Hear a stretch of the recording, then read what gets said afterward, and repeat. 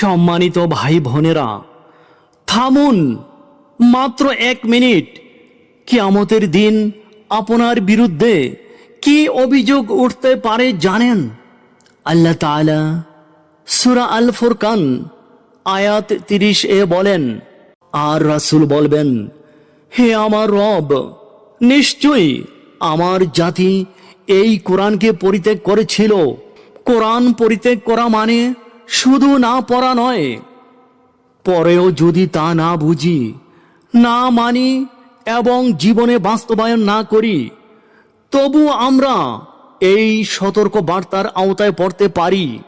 আজ নিজেকে একটি প্রশ্ন করুন, শেষ কবে কোরআন খুলে পড়েছিলেন? শেষ কবে একটি আয়াতে অর্থ জানার চেষ্টা করেছিলেন? এখনো সময় আছে।